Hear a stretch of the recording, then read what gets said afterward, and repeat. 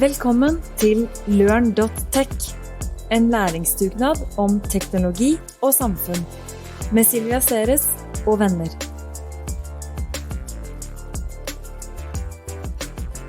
Hey, and welcome to the third lecture on quantum computing in Learn Masters with Dr. Mark Mattingly Scott. So, Mark, this is the lecture where we try to make it applied. So, let's say I'm a manager, I'm a leader, I'm a board member, I'm an investor in one of the industries you've mentioned, and I decide, okay, I want to figure out what to do with this quantum computing. The only thing I've figured out so far is that I should quickly figure out how to invest in quantum brilliance. But I missed out on Google at the IPO. And I remember us sitting, in a corridor and laughing, saying that, $150 a share, it's just madness. And I wish I knew then what I know now. So perhaps I can avoid it with quantum. But you mentioned 3 areas of applications, and I'll try to summarize it in my kind of simple language. So the first one was this simulation application in the real world. So you said anything material, chemicals, pharma, oil, energy, life science, agriculture, where you need to figure out how would things develop if you push them this way or that way, could have a great advantage using quantum. Then the second group was, you call them linear algebra problems, and these are solvable based on these ideal qubits, which are still kind of difficult to make. And this is the machine learning AI sort of group of problems, which are in every industry, really. And then the third one was this area of real qubits, which I don't even remember exactly the difference between the two, but these have a bigger tolerance for failure or statistic imperfections, if I understood you correctly. And this is where finance is already scratching their head on how to gain an advantage on the others. Have I summarized it more or less? More or less, yeah. Pretty good. Pretty good. You don't need my help. Yeah, well, you can't imagine how shaky a foundation this is based on. Okay. So, if Silvia is going to bluff one step further on quantum computing, how does she get started? Where do I go and, start scratching some more? So, I guess there are 2 or 3 things you need to do. First of all, you need to read, because you need to lay the foundation of learning what qubits are and how to actually use them. There is actually it's a large but still finite number of scientific papers and books on the quantum computing out there. I've totally lost track, and I was keeping track of every book on quantum computing and quantum mechanics. My bookshelves, you can see them behind me. This isn't the quantum mechanical section that's over there, but literally hundreds of textbooks on and around this subject. Mark, with all due respect, dear Mark, you're a nerd. And I'm not sure how long we normals would last in one of those hundreds of books. I mean, there is still not a Netflix documentary, I guess, on quantum computing. So, but you have a TED talk. Wait. I have a TED talk where I attempt to explain how qubits and quantum computers work. And for viewers and listeners, if you just Google my name and TEDx Stuttgart, you should pick that TED talk up, where I use an analogy between a spinning ball and a spinning coin to explain how qubits work. There is a lot of information out there in addition to my talk, literally hundreds of YouTube videos explaining from the very basics to very advanced hardware-related concepts. IBM is at the forefront in that educational push, but there are others as well. I mean, it's then more a case of how do you curate and recommend the best videos and the best source of information. It also depends on your language. So, in German, there are some really good German language explanations of how it all works. There's introductory papers, white papers, blogging activities. One person who's really, really good on the blogging side is Scott Aronson. And for you, Silvia, as somebody who understands computational complexity, Scott Aronson's blog would be something you should definitely take a look at. So I think in terms of raw information, it's where do you position yourself on that wave of information, collapsing over you. In terms of YouTube and other sources, there's a lot of information out there. If you actually then want to take the next step and start to use qubits, at the moment, as just a generally an interested person, the only effective way to do that is through IBM, through their quantum experience cloud offering. That may change, or that's almost certain to change in the future, because I can't imagine that IBM's competitors will sit around and twiddle their thumbs. But there's also, that's a way to actually use real quantum computers. There are also a number of quantum computer simulators out there, which are also accessible either via the cloud, or you can download them from GitHub and, at least for a couple of qubits, run them on your PC. So there are a lot of opportunities to actually interact with real and simulated quantum computers. In order to get to the point... But how do we do that? So we need to... Is there a programming language? Is there... Sorry.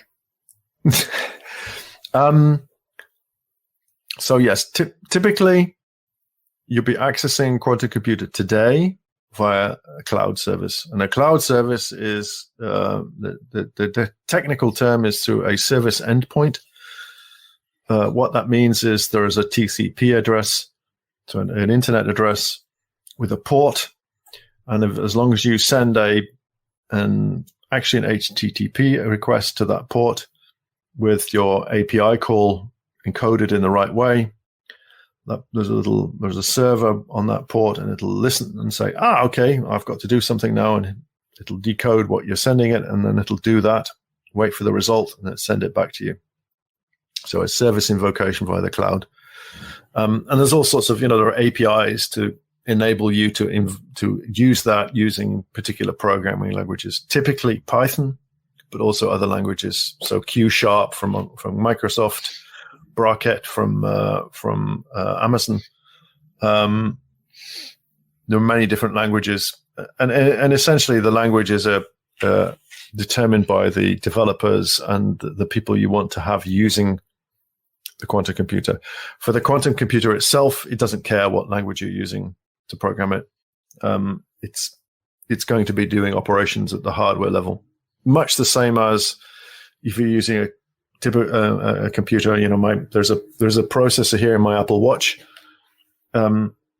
It's programmed using I forget the name. It's a variation of C, which Apple developed. My laptop is also working. My other laptop's running Windows. They're all using different programming environments. The hardware doesn't actually care. And it's the same with quantum computers. The hardware doesn't actually care. So you've got your qubits. You're accessing them. You've learned about them. You've watched some YouTube videos. You've hopefully read one or two books. And you've probably reached the point where your brains are fried. Sooner or later, everybody gets there. And then you've also found a way to actually start playing with a real quantum computer. And now you're faced with a challenge. And the challenge is, how do I get my head around how to usefully program a quantum computer?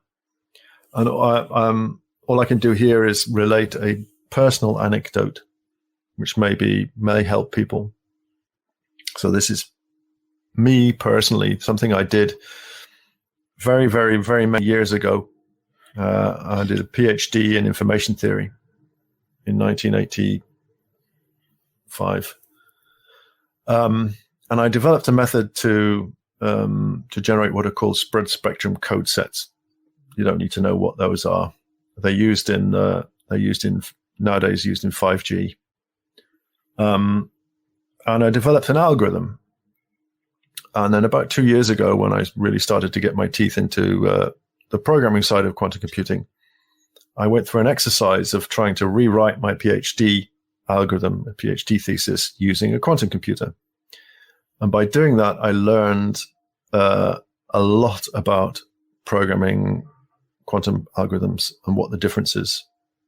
And I think one of the core takeaways for me was that, and this comes back to what we talked about in the last session, the way we solve problems today is, in a very strong sense, determined by the limitations of technology we're using to solve those problems. So the way we write computer programs is designed to be efficient to run on a computer. When you move to a quantum computer, some things become much, much more efficient and other things become less efficient. So you basically need to throw all the assumptions about what order things happen in out of the window. And that was a key insight for me, was that actually in the classical algorithm, I did things in the order A, B, C, because that was the most efficient way to do it. When I translated my algorithm into the quantum realm, I actually ended up with CBA because that was more efficient. If you look at Peter Shaw and his factoring algorithm, he went through that same process. He determined that actually there was a more efficient way to do things, a more efficient order to do things, which got you to the result faster. So in terms of how do you move from just being able to use a quantum computer, understand what a qubit is, to actually creating your own unique thing with a quantum computer, there's a step in there.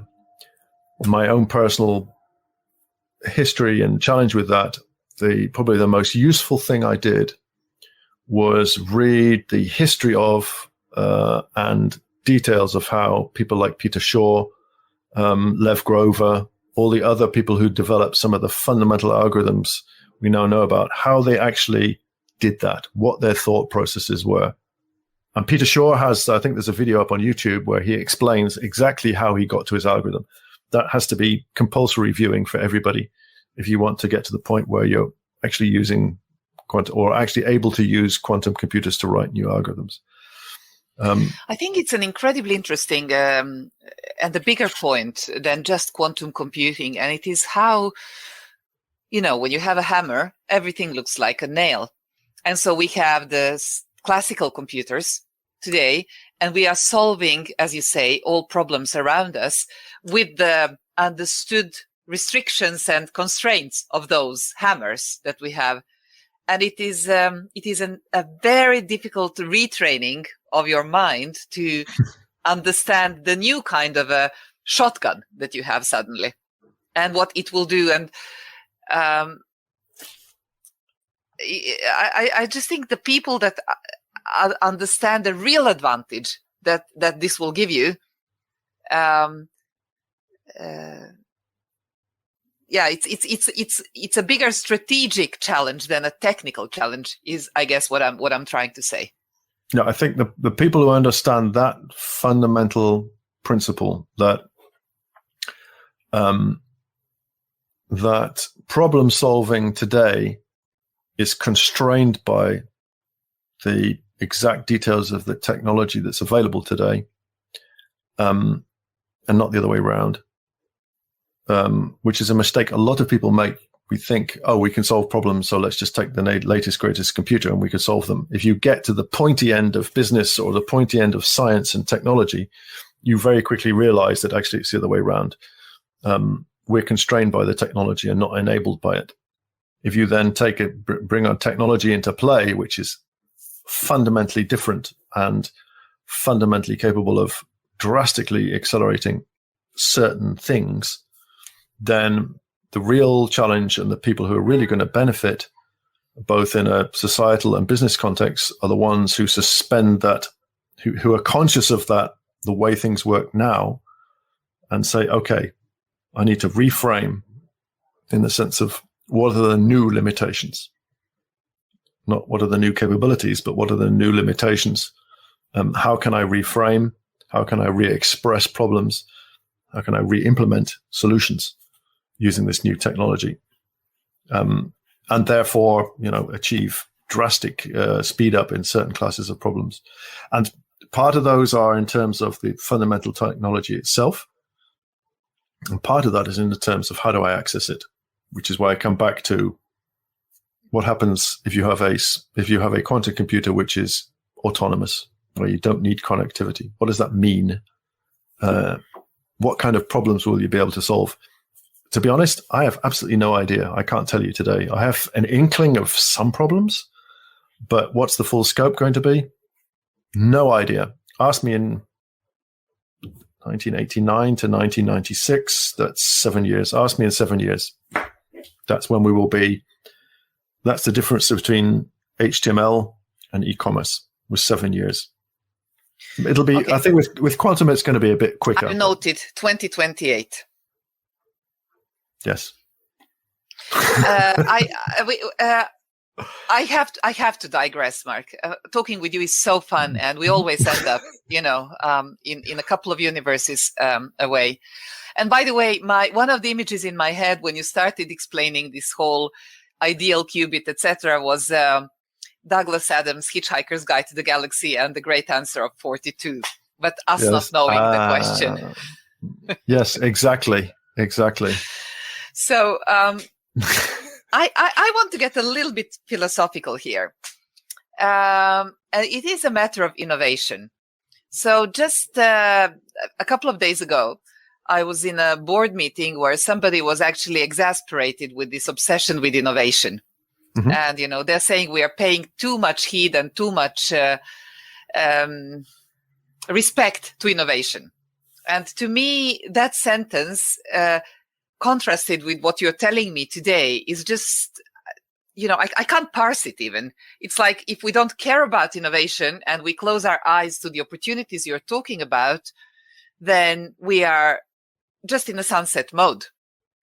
And then I want to ask you, in current times, I see this obsession with us putting in young people, new heads, as guarantees of innovation in many jobs. So now by my calculations, you're about 60, I'm about 50, and both of us are obsessing with understanding something. So you're 61, you said.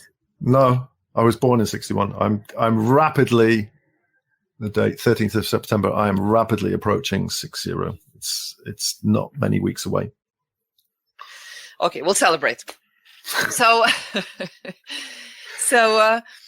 I'm just thinking, so first of all, youth is no guarantees of innovation, age is no guarantees of experience.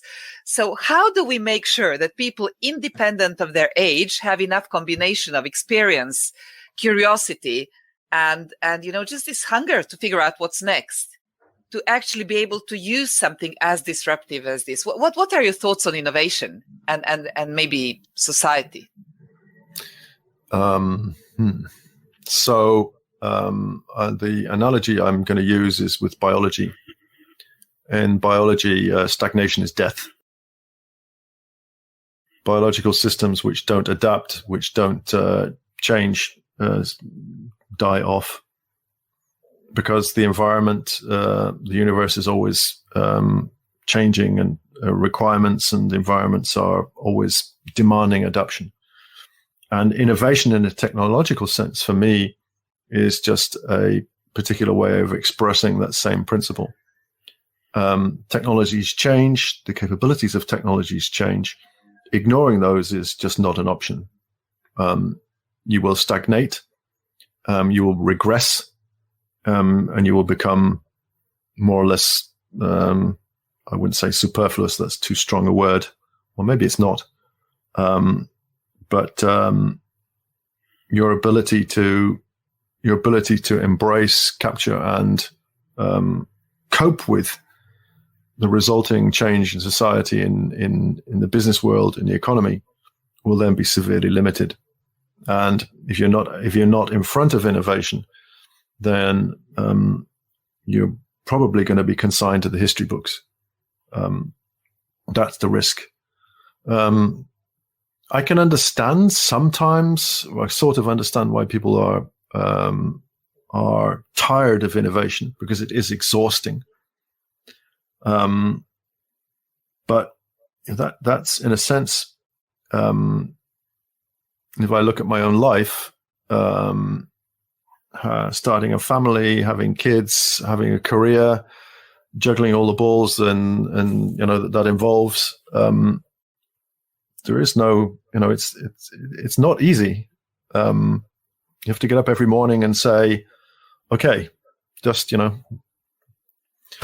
shoulders off and say, right, ready to fight. That's, in a technological sense, in a societal sense, acknowledging that imperative, I think is very important.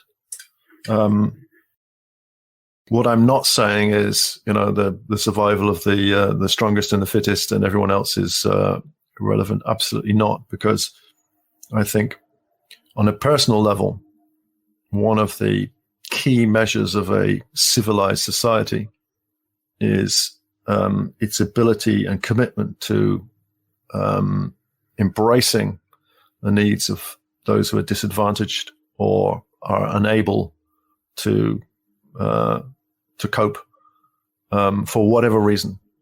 I think the reason is irrelevant. So it's, how do we help and support the disadvantaged in whatever form? That's a measure of a civilized society. So I think the challenge then is, how do you do both? How do you embrace innovation? And how do you stay civilized while doing that? That's something that, and I know you're going to smile at this. I think that's something that in Europe we can, with a few exceptions, demonstrably do, which maybe other societies, other places on the planet are not quite as good at doing. We're very good at that. I have to throw in two balls here. So we always end up talking about books, and I'm listening at the moment to a book by Fareed Zakaria, 10 Lessons for a Post-Pandemic World, and he's brilliant. It's really, really, really nice. And he has this observation about lots of, I promise culturally to myself, I'm never going to become a pure vegetarian. But the way that he, for example, argues for vegetarianism almost made me so.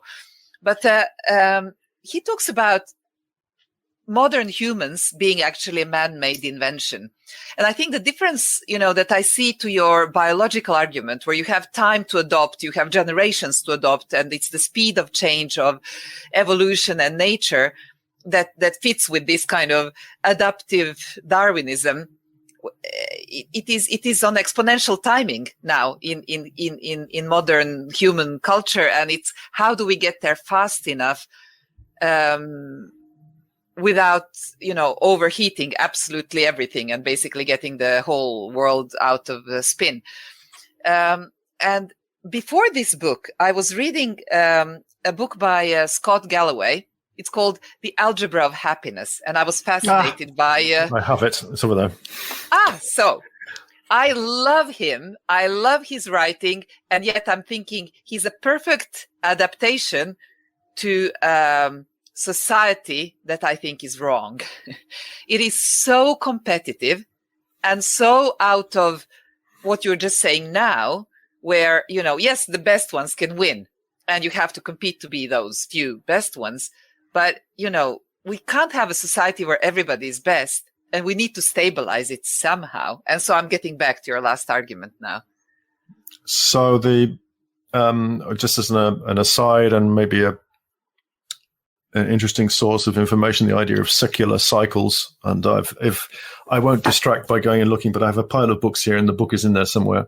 The idea of long-term historical processes which are invariant and have been shown to be invariant across human history. Secular cycles, it's called, is also very relevant in this context. What does it say, or it why? Says, well, don't quote me because I probably remember. Yeah. Approximately, what it says is that there are supragenerational processes which human societies go through. Supragenerational means over many tens of years. And this is not a different cycle, they believe? These cycles typically take, I think, around 200 years. They can be pretty clearly demonstrated going back at least a millennia.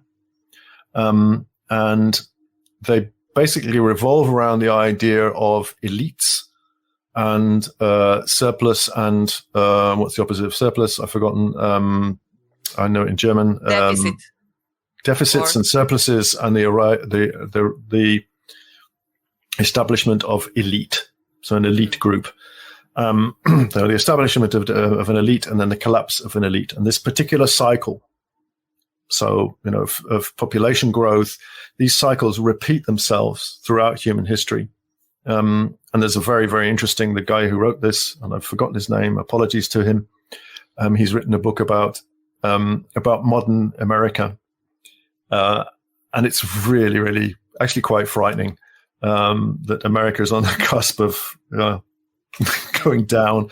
So the rise and fall of, the rise and fall of the British Empire, the rise and fall of the Roman Empire. These are all examples of secular cycles. They're not the only ones. So that's one point. I think the Darwinistic survival of the fittest, taken to extreme, is, of course, very antisocial. You come from and live in a society which is quite social. I've come from a country which was somehow in between, and I live in a country which is also quite social, where the idea of not letting the underprivileged or the disadvantaged or those who have absolutely, no reason are unable to fend for themselves or to cope with for themselves. You do not let those people drop into a horrible existence, or you at least try to avoid that. I think that's there is a phrase that my father used to say to me. He'd say, always remember, when you see somebody on the street who's begging, or you see somebody who's got nothing, there's a phrase in English called, "There, but for the grace of God, go I." And I always have that in my mind, that it's taking care of people who are disadvantaged, and an internal ethical standpoint is key, both for the individual and for the society you live in. And unfortunately, there are lots of places on Earth where that doesn't seem to play a role, but not here. Mark, we again strayed a little bit from practical tools and tactics for applying quantum computing in our work, but I think it's really interesting to have a touch of social reflection when you reach a technology as disruptive as the one we are talking about now. But what I get from our conversation related to tools here is that we need to read, we need to perhaps watch YouTube videos, and your TED Talk we'll look up, and follow Scott Aronson. And then those of us who have programmed a little bit might try to play with these simulators, and most importantly, try to rethink the way that we slice our current problems and solutions in new ways. Yes. Very succinctly put. You did what I'm incapable of doing, which is explaining it clearly. No, you're extremely interesting, and I don't think I dare touch this topic with many other people, Scott. So with that, we're going to end our third lecture, and we're going to meet for a very brief fourth lecture where we're going to try to apply some of this. I'm not sure that's practically possible, but we can do a thought experiment. Okay. Thank you so much. Du har nå lyttet til en podcast fra LØRN.tech, en læringsdugnad om teknologi og samfunn. Nå kan du også få et læringssertifikat for å lytte til denne podcasten på vårt online universitet LØRN&nbsp.